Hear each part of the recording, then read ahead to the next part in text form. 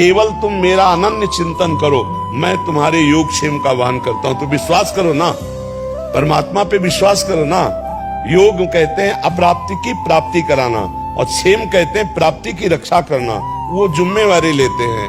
4 दिन का जीवन है, जैसे गुजारे तैसे गुजर जाए, पर भगवान का सुमिरन करते हुए तो भगवत प्राप्ति हो जाएगी, जन्म जन्म की बिगड़ी बन जाएगी। नहीं, ये भटकना नहीं बंद होगा, ये भिखमंगापन कभी नहीं बंद होगा। आज ये भोग कल वो भोग मांगते मांगते मर गए अनंत जन्म, फिर भी हमारी मांग नहीं पूरी हुई, तो हमें लगता है मालिक के भरोसे हो जाना चाहिए। तुम्हारी जो इच्छा हो सो करो, हम तुम्हारा डट के भजन करेंगे, और तुम छुड़वाना भी चाहो तो मैं तुम्हें नहीं छोड़ूंगा।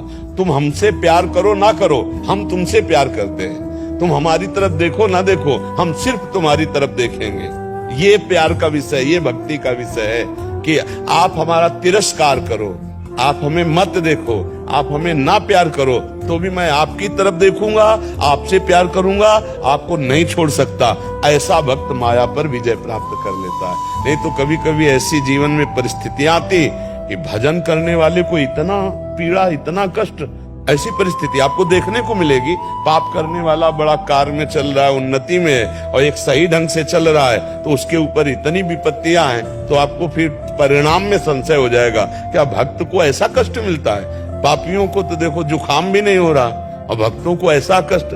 तो ये भ्रम मत पड़ना, भक्तों का आखिरी हिसाब किताब हो रहा है, और वो अपने मालिक के पास जाके रहेंगे। ये बार बार जन्मेंगे मरेंगे, ये बार बार दुख भोगेंगे, उनका आखिरी हिसाब है। इसलिए हमें लगता है चाहत करो तो भगवान की प्राप्ति की चाह करो, अगर चाह ही करनी तो भगवान से कह दो मेरी चाह मिटा दो। चाह मिट जाए, इससे बड़ा कोई महापुरुष नहीं। कोई चाह नहीं, कोई चिंता नहीं। चाह मिटी चिंता मिटी, मनुआ बेपरवाह, जिनको कछु न चाहिए वो सहन के सा।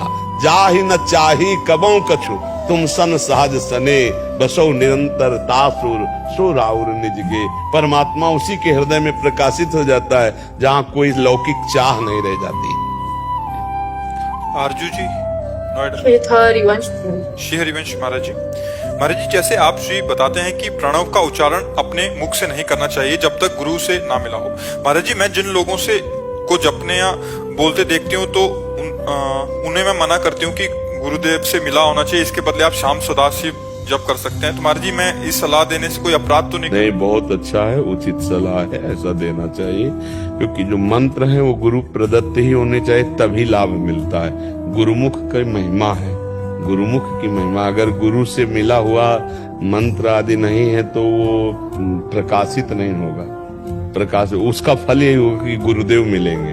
पर जो वैदिक मंत्र हैं वो गुरुदेव से मिलने पर ही जपना चाहिए। नाम सबको ही जप सकता है, और नाम का फल होगा गुरुदेव का मिलना। और हो सकता है वही नाम गुरुदेव जब दे दे तो उसका चमत्कार प्रकट हो जाएगा। गुरुमुख से लिया हुआ नाम बहुत जल्दी सिद्धावस्था प्रदान करता है, इसलिए गुरु की बहुत महिमा है। मंत्र मूलम गुरु वाक्यम, गुरुदेव के श्रीमुख से निकला हुआ शब्द साक्षात ब्रह्म रूप है। विपिन अग्रवाल जी।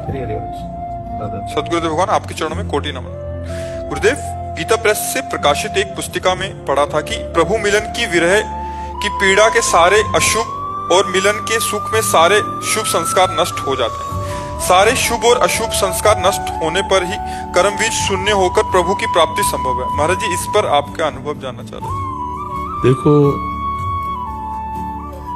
एक सिद्धांत होता है शास्त्री, एक होता कृपा।